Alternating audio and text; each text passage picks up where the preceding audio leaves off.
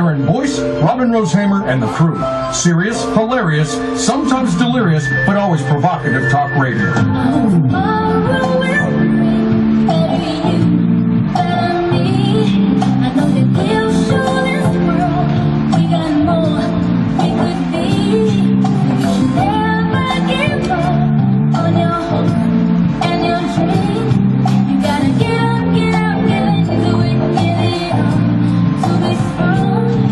Here's Aaron Boyce with All Things Employment. I just want to thank you all for joining us here with All Things Employment. Forrest Gump. That wasn't what I was going for, but thank you very much. That is a very pale replica of Forrest. Because I wasn't going for Forrest Gump, but thank you very much. Yikes. We're sorry in advance. Okay. I wanted to introduce to you Mr. Aaron Boyce. He'll be here in a moment. We hope he shows up soon. But in the meantime, run, Forrest, run. I do hear that he's the guest. Or he's not the guest, he's the host. Well, he's acting kind of special here, so we hope this Aaron is a guest. I know, right? Goodness. But while we wait for him to get here, you might want to introduce yourself. Luckily for all of you, Robin Rose-Haymer is here today. And so is Chanel Sadler. Thank God. And I've been told we have a special guest host. Who'd that be? Ashanti Tunson. All right. We're sorry. It's quite all right. Oh wait, I think I see Aaron now. I wish Aaron had shown up sooner so we could have avoided all the rest of that foolishness. Agreed. I'm so sorry. I was late. You know, the freeway, it had a, accident and stuff, and there was lots of people. I know, Probably that terrible accident. I did not. Okay. That accent caused an accident. People, you know something? I was on the freeway. If only an accident in all things employment. There was definitely an accident that occurred as a result of you today. I asked Cletus to come in and kind of fill in for me. Okay. Let's never invite Cletus back. Cletus is banned. In fact, we're going to put him on the do not enter list here at One Talk Network.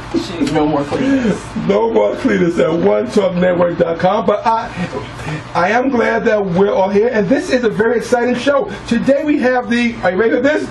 The book experience. No one's ready for that. We talked about that last week. We talked about that last week. We're not going. The week. Okay. Yes, repeatedly actually. Okay, right. Okay. So I'm supposed to say we have the book experience. No, you're supposed to say we are so excited today that we will be operating under the book experience. Period.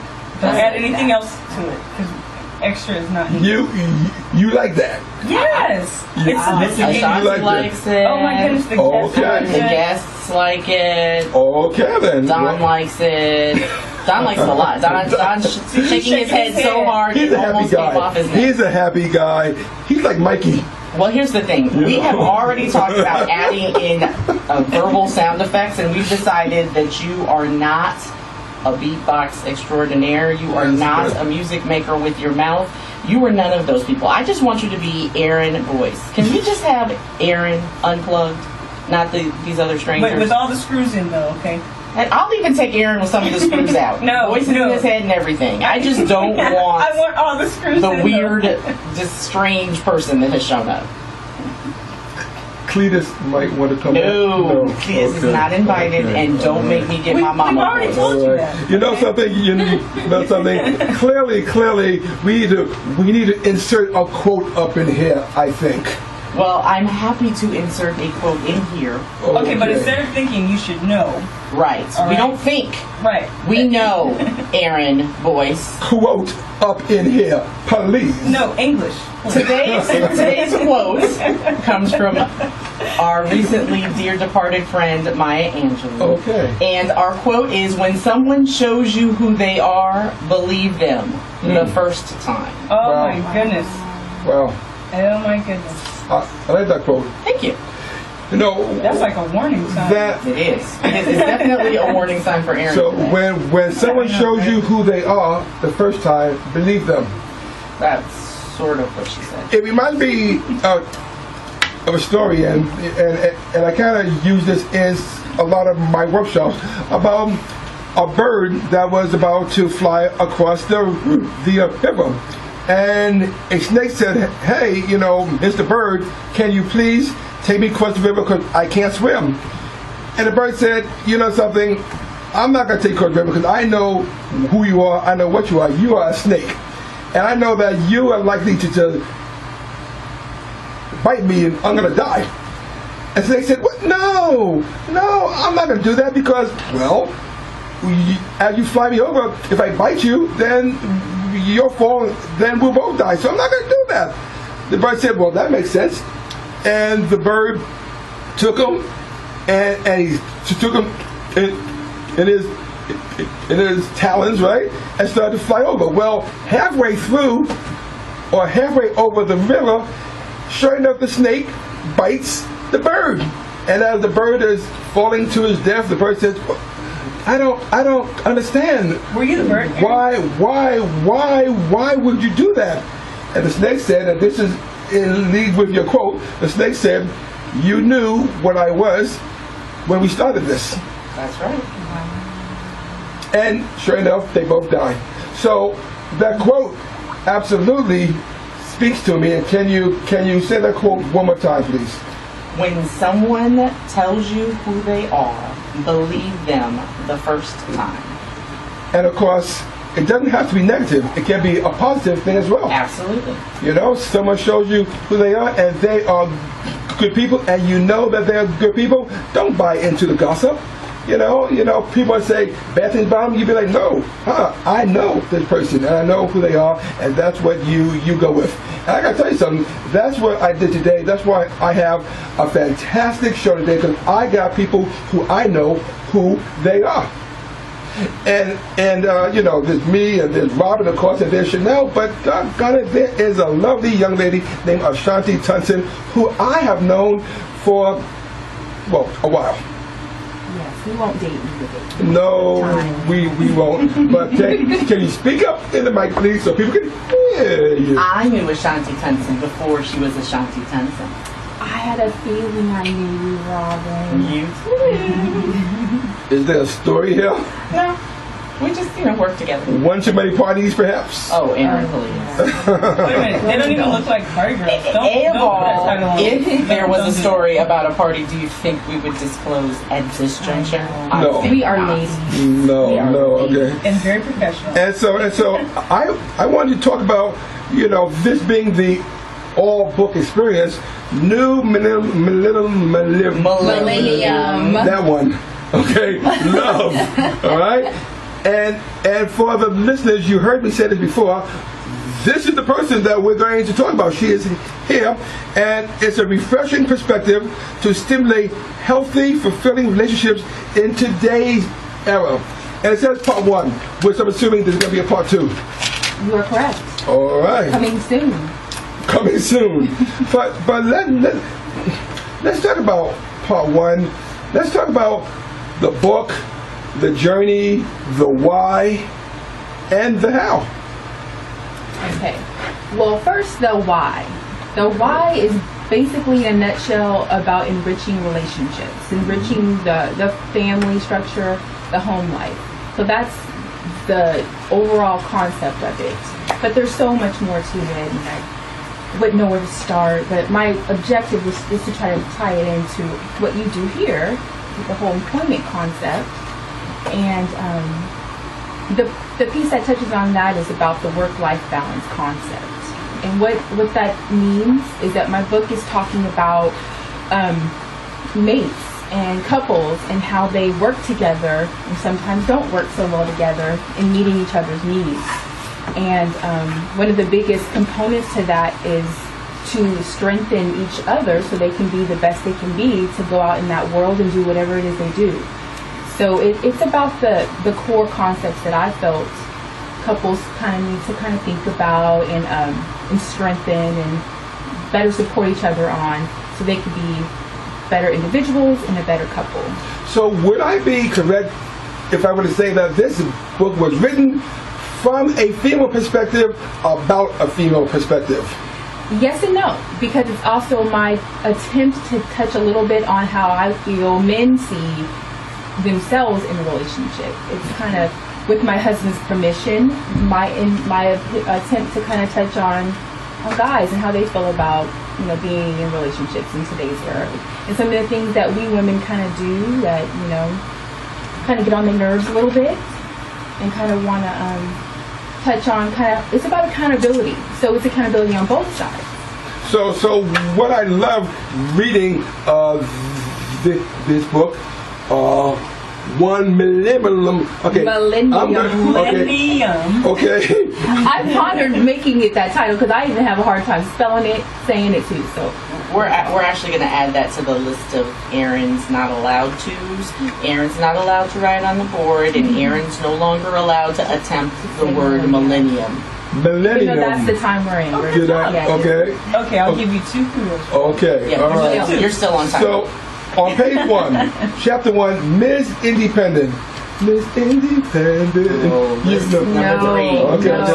No. So it says. Can you guys, you say this. Today's new millennium woman can be defined as confident, strong, competent, and accomplished, very independent, and capable of providing for herself. Whether she makes 6 figures or survives on a working poor budget, today's woman is hardworking and dedicated, capable of strategizing and pushing through the barriers of life to reach her goals.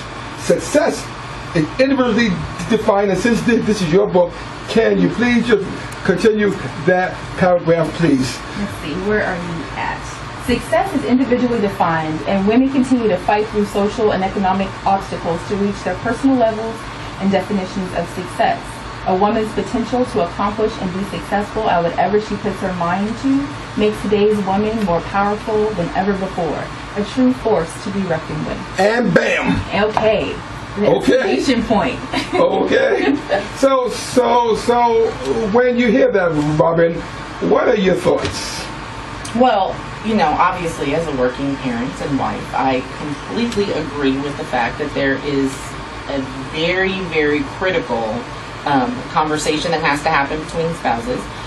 There is a number of things that a woman has to do in terms of being able to support herself, because practicing good emotional and mental health is the cornerstone to being able to support your family. And it's also very, very important that you are able to still support your husband, because you still want to have a happy, healthy household.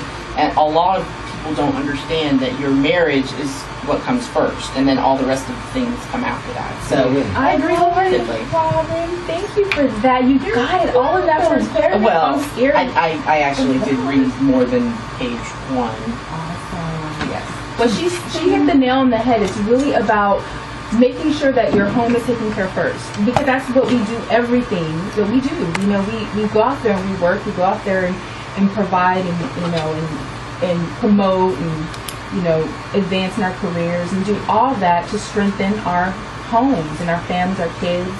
You know, so taking care of home first really is a bigger benefit than we could imagine.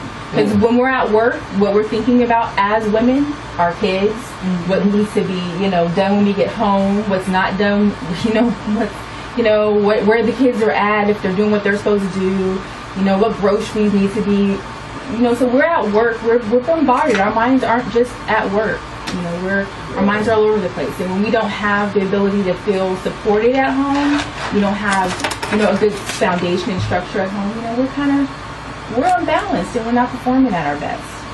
So, and that's where this came from. Because ironically, I was laid off. And I was sitting around thinking, oh, this is great. I got all this time on my hands. What am I going to do? I was the most busiest I could imagine. And I started realizing, like, this is my life unemployed. Like, how did I work? How did I do this and work? So it really started to kind of encourage me to want to kind of articulate just my experiences of, you know, where I had been through and how I got there, and my little 2 cents on what I felt was needed to make it better. Right. Well, Ashanti, that's at least 3 cents, let me just say. And also, it mirrors a very important sociological study that was done probably going on 30 years ago. An author named Darlie Rothschild wrote a book called The Second Shift, and it talks. It was a sociological study of 4 different families. So all the different combinations of, you know, full-time mom, stay-at-home dad, full-time dad, stay-at-home mom, 2 full-time mom and dads, and then, you know, a student. And And so basically what it says is that women, according to the study, typically do the majority of the home work. And it doesn't matter if you're the full-time breadwinner or the scheduled stay-at-home person. Most of those tasks, as it relates to your children and as it relates to your house, are going to fall on you. So it is imperative then that we find a good system that works for our household. And the system that works at my house is not going to work at your house. So we have to respect that too. And when we do girlfriend time, we have to recognize that those differences exist, and we have to hold each other up in those differences, as opposed to starting the girl, your man makes you do that. Exactly. I don't got to do that in my house. So, and that's where the challenge is that being able to draw appropriate boundaries between your Happens home to and me your every friends. time I do girlfriend time, so I know what you're talking about. I do. That's just lovely, Aaron. Okay, lovely. Yep. We're not that. Well, last week things were lovely. Well, that was last week. Things changed. But Chanel, you had something So he to says. jump in there. So what really motivated you to even come up with the idea of writing this book, and why did you go through with publishing it and all that? What was your all in with it? Right. Yes. What was it? You know, and I've been reluctant to say this, but it's just the truth, so I'm going to say it. So before I got laid off, Steve Harvey came out with his book, Think Like a Man. Act Like a Lady, Think Like a Man. And that book went crazy. The whole office was just going bananas. Everyone had it and was studying it. And I was looking at it like, Steve Harvey's a comedian. Like, how does he got credit to write a book on relationships? And so I picked it up and read it, and I actually, I liked what I saw in there. And I started thinking, well, hey, if he could write a book and give his opinion on relationships, and he doesn't come from, he's not a psychologist, he's not a doctor, he's just a regular person giving his opinion. I'm like, I could do that too.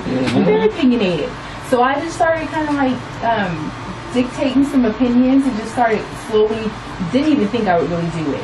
Honestly, I just thought I would just sit on them and see what happens, sit on my ideas and kind of let them linger. But then as I got time through my 9-month layoff, I just said, what the heck, let me just try this out and see what goes on. And it took all this time. It took about another 3 years for it to really finish. So I didn't just instantly do it. Right. Well, so how do you feel now that you followed through with it? I am so proud of myself, but it is so much more than I thought it was going to be. Really? It is so, yes, it's like writing it is one thing, but you got to promote it. You got to convince people you got something to say. So, the work really comes after you finish writing it, honestly. That's the hardest part. They're like, And like so, children almost. this is all things employment. The work's the hardest part. And we're talking with Miss Ashanti Tunson. And the name of your book is? New Millennium Love. See how that works? I saw how it works, but what I would like to know, not only how it works, but where do I get that? Well, right now you can get it on Amazon, www.amazon.com/author/A Tunson. Takes you right to my author page. You get a nice bio and description of the book. Got some YouTube clips on there, some just different things that I'm doing to promote it. Excellent. And you're listening to OneTalkNetwork.com. We are all things employment. And Aaron, you were saying? Well, again, as a guy, I look at this book, which I had, because I don't have it anymore. Aha, okay, all Wow. right. Okay, and why should I read it? Why does it relate to me? See, because what I heard was, when you're at work, you're thinking about certain things that perhaps I'm not thinking about as a working male. As a working male, my mind might be on the other part of things, So where Is your investment in picking it up? Exactly. Okay, well, the first thing I would think your investment is to kind of want to get in the head of your woman, to know maybe not yours, just a woman's mind, period, and kind of figure out what's her perspective, what's her take on it. But outside of that, I did make the attempt to make it interesting. So the first chapter, really, I'm getting lots of feedback. Men love it. because it's my way of showing my vulnerability. I put it out there first. I put me on blast first.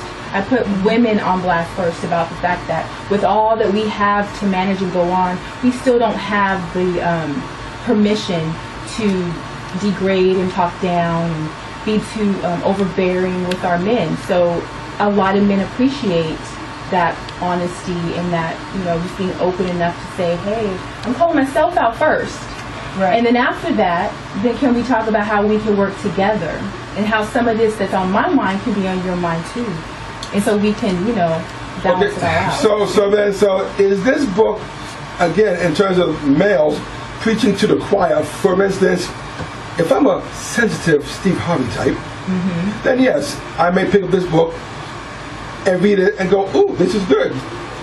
This affirms what I'm about and how I relate to my woman. But if I'm caveman, then am I going to pick up this book? And if I do pick up this book, am I going to read past chapter 1? And if I do, am I going to learn something? And do I want to learn something by reading this book? How is this going to enlighten me? I think there's the caveman might look at the first one and be like, yeah, finally somebody went there on the women. And so he may be intrigued to keep reading, and then he might get a little disappointed when he starts seeing some of the tips I have on what he needs to kind of step up and do his, and do better in. But then when he gets to that chapter on man drama, I think he's going to want to say, what's this about? And he's going to want to kind of see just what this woman has to say is man drama. What's that all about? And I think after he reads that, even the caveman's going to have to say, she has a point. I see where she's coming from. Because of the way it was Give me a for instance about man drama. Okay. Because, And by the way, I wrote it in a way where it's in sections. So for them, the guys and women, women too, some people don't have time to read. And so it's done in a way. You do realize that men don't have drama, right? Oh, that's why they want to go to that part. Did you just start breathing this morning? I think so. We have no drama. Oh, you are so delusional right now. You know what? I bet if we. Do you know what our drama is? Our drama is having to deal with you ladies and your drama. Okay, well let me go in real fast. I bet you're watching a lot of you. That's our drama. Absolutely, positively, unequivocally not true. And of all, men drama is not just related to women, but y'all have testosterone problems. You spend more time peeing on trees trying to decide who's in charge, and this is my turf, and don't touch my stuff, and this is my car, and my muffler's bigger than your muffler, and my radio's louder than your radio. Come on, man. Do you notice I have no peeps up in here? Okay. That was pretty bold of you, I must admit. I got no peeps up in here. Actually, Don heard that mess and started running in the opposite direction. You want to be part of that lie? So let's see. I'm trying to think of a good one so you can't rebut it. Okay. I'm just going to go right. Please do. Okay, this subsection, Mr. High Maintenance. Okay.